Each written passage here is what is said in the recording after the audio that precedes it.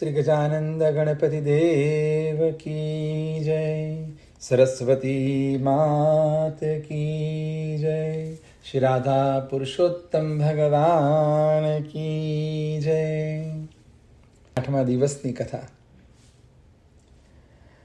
બૃહદ નારદ પુરાણની અંદર આપણે કથા સાંભળી રહ્યા હતા. શુદ્ધ પુરાણી અને સૌનકાદ ઋષિઓનો સંવાદ અને ભગવાન વિષ્ણુ અને નારદજીના સંવાદમાં આપણે આગળ વધીએ. શુદ્ધ પુરાણી બોલ્યા કે હે મુનિઓ, ભગવાન વિષ્ણુ અને ભગવાન શ્રી કૃષ્ણનો સંવાદ સાંભળીને અતિ હર્ષિત થયેલા નારદજીએ ભગવાન નારાયણને પૂછ્યું કે ભગવાન વિષ્ણુ પુરુષોત્તમ માસને વૈકુંઠમાં લઈને આવ્યા, તે પછી શું બન્યું તેની કથા અમને આગળ કહો. ઉપરાંત અર્જુનની કૃષ્ણની કથા પણ જણાવો, કારણ કે અર્જુન કૃષ્ણની કથા લોકોને હિતકારક છે. ભગવાન નારાયણે જણાવ્યું કે હે નારદજી, ભગવાન વિષ્ણુએ પુરુષોત્તમ માસને પોતાને ત્યાં વસાવ્યો, તેથી તે પ્રસન્ન થયો. સાથે સાથે ભગવાન વિષ્ણુને પણ સંતોષ થયો. હે નારદજી, હવે શ્રી કૃષ્ણ અને પાંડવો વચ્ચે કામ્યક વનમાં શું બને છે તે તમને કહું, તમે ધ્યાનથી સાંભળો. ભગવાન શ્રી કૃષ્ણ યુધિષ્ઠિરને ઉદ્દેશીને બોલ્યા કે હે ધર્મ રાજા, તમે 5 ભાઈઓ અને દ્રૌપદી રાજપાટ ત્યજીને જંગલમાં ભટકો છો ને પારાવાર દુઃખ વેઠી રહ્યા છો. આ દુઃખમાંથી મુક્ત થવા માટે તમારે પુરુષોત્તમ માસનું વ્રત કરવું જોઈએ. તમે તમારા શત્રુઓના ભયથી આ વ્રત ભૂલી ગયા હશો. તેમાં તમારો દોષ નથી. પોતાના ભાગ્યને આધારે માનવીને દુઃખ વેઠવું પડે છે. તમારા દુઃખનું બીજું પણ એક કારણ છે. દ્રૌપદી પૂર્વજન્મમાં મેધાવી ઋષિની પુત્રી હતી. તેને ઘણા લાડકોડમાં ઉછેરવામાં આવી હતી. રૂપગુણમાં તે અજોડ હતી. બધી કલાઓમાં તે પારંગત નિપુણ હતી. એક સમયે પડોશમાં રહેતી પોતાની સખીને પોતાના બાળકને રમાડતી જોઈ એને પણ સંતાન સુખની ઈચ્છા જાગી. તે વિવાહ યોગ્ય થઈ ચૂકી હતી, છતાં તેનો વિવાહ થયો નહોતો. તેને થયું કે જો માતા જીવતી હોત ને તો પોતાને ક્યારની પરણાવી દીધી હોત. આજે મારી માં નથી એટલે મારી આ હાલત છે. પિતા આ બાબત પ્રત્યે કેમ ઉદાસીન છે તે મને સમજાતું નથી. એક બાજુ ઋષિકન્યા મેધાવતી આવી ચિંતા કરી રહી હતી, ત્યારે બીજી બાજુ મેધાવી ઋષિ પુત્રીના વિવાહ કરવાની ચિંતામાં જ હતા. યોગ્ય મુહૂર્તો નજરે ન પડતા તેઓ વરની શોધમાં બહાર નીકળી પડ્યા. અનેક સ્થળે ઘૂમવાથી મેધાવી ઋષિ માદા પડી ગયા. મહા મુસીબતે તે પોતાના આશ્રમે પાછા ફર્યા. તેમનાથી ઉઠાતું નથી, બેસાતું નથી અને બેભાન અવસ્થામાં પડી રહેતા હતા. પિતાની આ દશા જોઈ મેધાવતી મૂંઝાવા લાગી. મેધાવી ઋષિ ભાનમાં આવતા તેમણે પ્રભુને પ્રાર્થના કરી કે હે પ્રભુ, હે દીનાનાથ, હે રાધા રમણ, હે રાસેશ્વર, હે રાધાપતિ, હે ગોવિંદ, હે અચ્યુત, સંસાર સમુદ્રમાં ડૂબી રહેલ મારું આપ રક્ષણ કરો. આપની કૃપા વગર મારું દુઃખ દૂર કરી શકે તેમ કોઈ નથી. આપ મારા નિરાધારના આધાર છો. હું આપને વારંવાર નમસ્કાર કરું છું. મેધાવી ઋષિની આવી સ્તુતિ સાંભળી વિષ્ણુ લોકમાંથી ભગવાનના દૂતો તેમની પાસે આવ્યા અને તેમનો આત્મા પ્રભુના ચરણકમળમાં પહોંચાડ્યો. આ બાજુ આશ્રમમાં પિતાના મૃત્યુના સમાચારથી મેધાવતી કલ્પાંત કરી રહી હતી. મેધાવતીએ પિતાના શબને પોતાના ખોળામાં રાખ્યું અને રડતા રડતા બોલવા લાગી, હે પિતાજી, આપ મને નોંધારી મૂકીને ચાલ્યા ગયા. મારે માતા, બહેન, ભાઈ બીજું કોઈ સગું નથી. મને કોના આશ્રય છોડીને ચાલ્યા ગયા? મારી સાર સંભાળ કોણ કરશે? આ જંગલમાં હું એકલી કેવી રીતે રહી અને જીવી શકીશ? મેધાવતીનું આવું આક્રંદ સાંભળી આજુબાજુમાં રહેલા ઋષિમુનિઓ દોડી આવ્યા. તેમણે મેધાવતીને આશ્વાસન આપ્યું અને મૃત્યુ પામેલ મેધાવતીના પિતા મેધાવી ઋષિના દેહને અગ્નિદાહ કર્યો. આ પછી મેધાવતીએ પિતાની પાછળ યોગ્ય શ્રાદ્ધ કર્યું, તર્પણ કર્યું, દાન વગેરે કર્યું. તે આશ્રમમાં એકલી રહી જેમ ગાય વિનાનું વાછડું તરફડે તેમ આશ્રય વિહોણી તે તરફડવા લાગી. સમય વીતતા તેનું દુઃખ ધીમે ધીમે વિસરે પડવા લાગ્યું. હવે આગળ શું બન્યું તેની કથા આવતીકાલની કથામાં સાંભળીશું. ઇતિ શ્રી બૃહદ નારદ પુરાણે પુરુષોત્તમ મહાત્મયે મુનિ મેધાવી નામે અષ્ટમોધ્યાય સમાપ્તમ. કૃષ્ણાર્પણમસ્તુ. શ્રી રાધા પુરુષોત્તમ ભગવાન કી જય. પદ્મ પુરાણની અંદર 8મા અધ્યાયની કથામાં આપણે સાંભળી રહ્યા હતા કે લક્ષ્મી અને વિષ્ણુ ભગવાનના સંવાદમાં આગળ શું બને છે એ જાણીએ. કે હે લક્ષ્મી બોલ્યા કે હે આનંદ સ્વરૂપ, સંસારના તાપરૂપી પાપીઓના સમૂહને નાશ કરનાર, મલમાસમાં સ્નાન વગેરે વ્રત કરવામાં અશક્ત હોય તેવા મનુષ્યનું કલ્યાણ કઈ રીતે થઈ શકે? કયું કાર્ય કરવાથી મલમાસમાં કરેલા સ્નાન વગેરે કાર્યોનું ફળ પ્રાપ્ત કરી શકે અને મુક્તિ મેળવાય તે વિશે મને કહો. હે વિશ્વના દુઃખોને દૂર કરનાર ભગવાન નારાયણ, આ સંસારના પુરુષો અથવા સ્ત્રીઓ આ મલમાસમાં અધિક માસમાં એવું તો કયું સુંદર અને રહસ્યમય કાર્ય કરે કે એ કરવાથી ઉત્તમ ફળની પ્રાપ્તિ થાય છે? મને જાણવાની ખૂબ ઈચ્છા છે પ્રભુ, મને તે કહો. વિષ્ણુ ભગવાન બોલ્યા, હે દેવી, લોકો પર કૃપા કરવામાં તત્પર હે સાધ્વી, આ સંસારના લોકોને હિતકારક સમગ્ર સ્ત્રી પુરુષોના આત્માનું કલ્યાણ કરનાર હે પ્રિય, તમે ઉત્તમ પ્રશ્ન પૂછ્યો. સદા બધા જ દાનથી ઉત્પન્ન થતા પુણ્ય દ્વારા ઈચ્છિત ફળ આપનારા, યજ્ઞ વગેરેનું ફળ આપનારા, બધા જ કર્મોમાં શ્રેષ્ઠ નિષ્કામ કર્મોનું સનાતન રહસ્ય તમને કહું છું, જે તમે ધ્યાનથી સાંભળો. જે કર્મફળના સમૂહને પણ ભસ્મ કરી અને ભવસાગરમાંથી તારનારું અને ખાસ કરીને શક્તિ વગરના મનુષ્યને ફળ આપનારું છે. ભગવાન શ્રી કૃષ્ણનું નામ સંકીર્તન જ સર્વ મનોકામનાને પરિપૂર્ણ કરે છે. એમ વિદ્વાનોએ કહ્યું છે કે કોઈ પણ મનુષ્ય ઊંઘતા, જાગતા, હરતા, ફરતા, દિવસે રાત્રે ભગવાન શ્રી કૃષ્ણનું જ નામ સ્મરણ કરે છે, કલયુગમાં તે સાક્ષાત કૃષ્ણમય થઈ જાય છે. જે મનુષ્ય કલયુગમાં હંમેશા કૃષ્ણ કૃષ્ણ કૃષ્ણ એના નામનો સતત જાપ કરે છે, તેને રોજ 10,000 યજ્ઞનું તેમજ કરોડો તીર્થ સ્નાનના પુણ્યરૂપી જે ફળ પ્રાપ્ત થાય તે ફળ તેને મળે છે.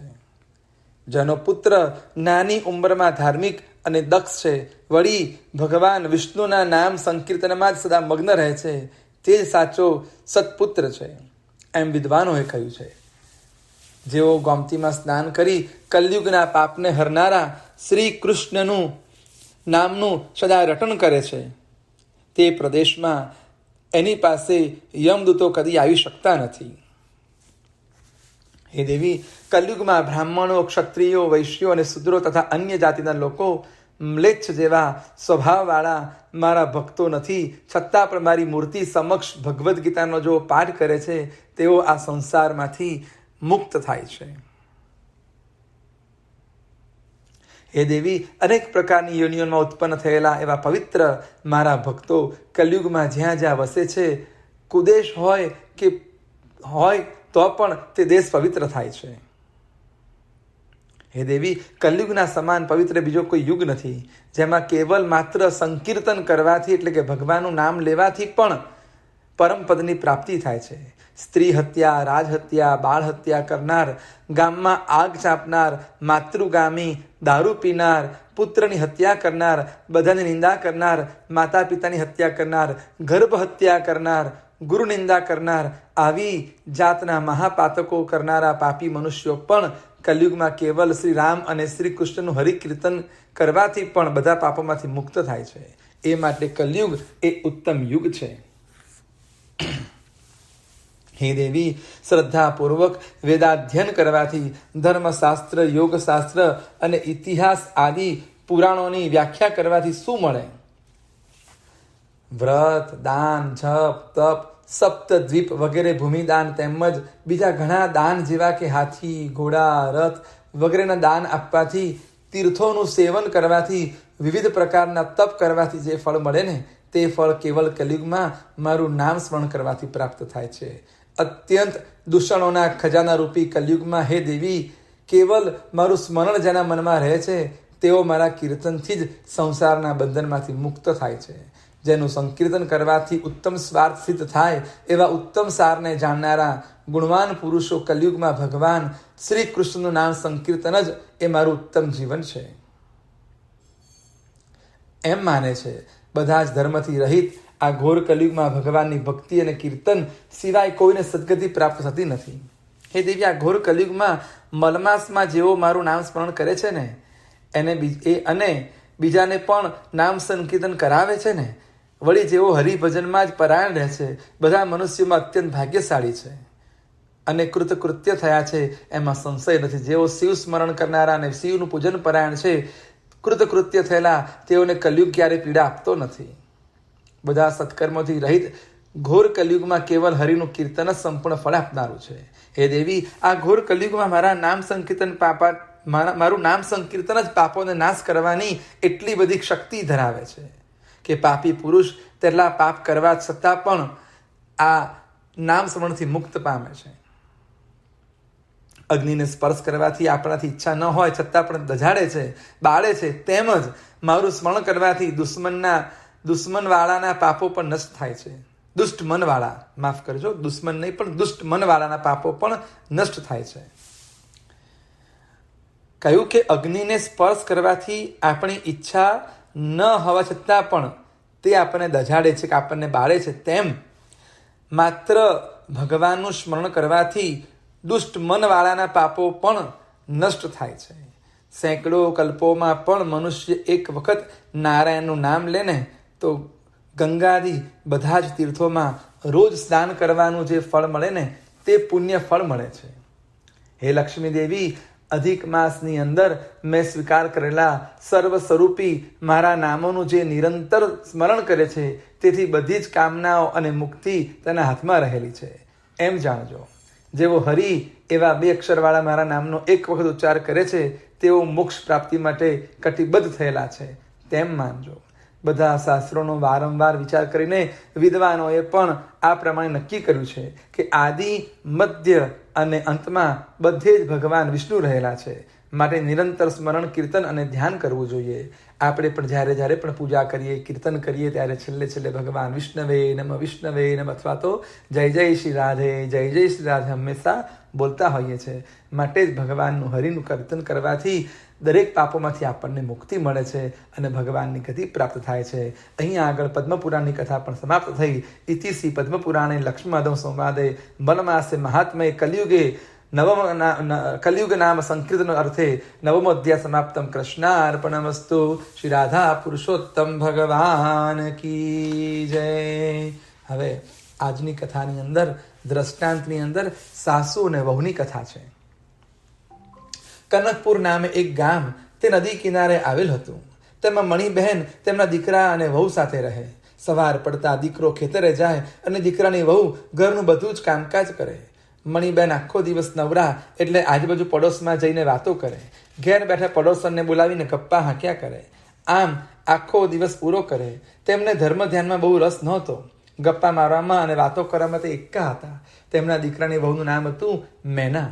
મેના ઓછું બોલતી, ઘરના કામકાજમાં તે ડૂબી રહેતી, સમય મળે ધર્મ ધ્યાન કરતી. એવામાં પુરુષોત્તમ માસ આવ્યો. મણિબહેને પુરુષોત્તમ માસનું વ્રત કરવાનું નક્કી કર્યું. મારી સાસુ વ્રત કરનાર છે એ જાણી મેનાએ પણ વ્રત કરવાનું વિચાર્યું. તેણે પોતાની સાસુને આ બાબત જણાવી. આથી મણિબહેન ગુસ્સે થઈને છણકો કરીને બોલ્યા, મોટી થઈ ભક્તાણી, ઘરમાં બેસી ધર્મ ધ્યાન કરો, નદીએ નાહવા જવાની જરૂર નથી. મેના સાસુની નારાજગી સમજી ગઈ. તે મૌન રહી. તેણે મનોમન વ્રત કરવાનો સંકલ્પ કરી દીધો. મણિબેન રોજ સવારે વહેલા ઉઠી નદીએ સ્નાન કરવા જાય. નદીએ સ્નાન કરી કાંઠાગળનું પૂજન કરતા, કથા વાર્તા ચાલતી હોય ત્યાં બેસી કથા વાર્તા સાંભળતા, બ્રાહ્મણને દાન દક્ષિણા આપતા. આ બાજુ મેના પણ સવારે વહેલી ઉઠતી, નિત્ય નિયમ મુજબ તે સ્નાન કરતી. તે સ્નાન સમયે, હે પુરુષોત્તમ ભગવાન, મારું આ સ્નાન વ્રતના સ્નાન તરીકે માન્ય રાખજો. અને આટલું કહી નાતા એ પુરુષોત્તમ ભગવાન, હે પુરુષોત્તમ ભગવાન એવું સ્મરણ કર્યા કરતી. તેણે દેવસ્થાનમાં પુરુષોત્તમ ભગવાનની નાની અમથી મૂર્તિની સ્થાપના પણ કરી. તે દરરોજ ભગવાનને ધૂપ, દીપ, પુષ્પ આદિ અર્પણ કરી તેમની સ્તુતિ કરતી. તે ભગવાનની રોજ આરતી કરતી. મેના અધિક માસમાં કથરોટમાં બેસીને સ્નાન કરતી હતી. તેણે એક કહેવત સાંભળેલ કે મન ચંગા તો કથરોટ મેં ગંગા.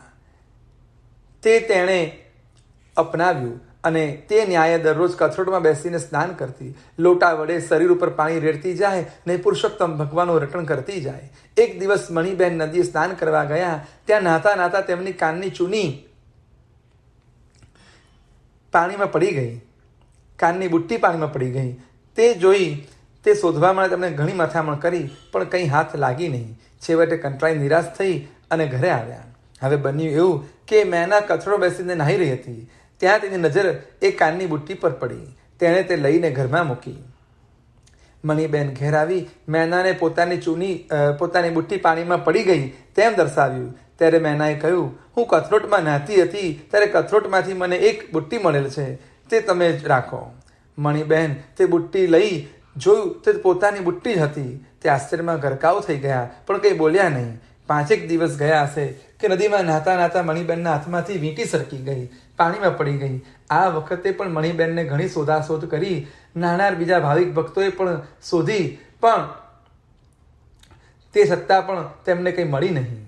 અને છેવટે થાકી નિરાશ થઈ મણિબેન ઘેર આવ્યા. આ વખતે પણ મેનાને નાહતા નાહતા કથરોટમાંથી વીંટી મળી. તેને વીંટી જોતા ખ્યાલ આવ્યો કે નક્કી આ વીંટી મારી સાસુની છે. મણિબેન ઘેર આવતા તરત મેનાને તે વીંટી તેમનો આપતા કહ્યું, હું કથરોટમાં નાહી રહી હતી, તેમાંથી આ વીંટી નીકળી છે. મણિબેન વીંટીને ઓળખી ગયા. તેઓ કંઈ બોલ્યા નહીં કે મારી વીંટી પાણીમાં પડી ગઈ છે. તેમણે મનોમન વિચાર્યું કે મારી બુટ્ટી, મારી વીંટી નદીમાં પાણીમાં પડે છે અને જ્યારે નીકળે છે તો કથરોટમાં. આમાં નક્કી કંઈ ચડતર છે. મેના લાગે છે કે મેલી વિદ્યા જાણતી લાગે છે. અગર તે ચૂડેલ હોય, આના વગર આમ બની શકે નહીં. મણિબેનના મનમાં ગભરાટ થયો. આ વહુ અમારું ઘરનું ધનોત કાઢી નાખશે, અમને શાંતિ જીવવાય નહીં દે. આ તો આ વાત છે. કાલે ઉઠી તેના છોકરાઓ થાય અને તેને આ ભરખી જાય તો અમારા વંશનો પણ નાશ થાય. આને માટે મારે કોઈ ઉપાય કરવો પડશે. પુરુષોત્તમ માસ પૂરો થયા પછી તેની વાત. સાંજે તેનો દીકરો ખેતરથી ઘેર આવ્યો. મણિબેનને તેને મીઠું મરચું ભભરાવીને બંને પ્રસંગની વાત કરી. દીકરો સમજ્યો હતો, તેથી કાંઈ બોલ્યો નહીં. આગળ જોઈ જશે તેમ તેણે મનમાં વિચાર્યું.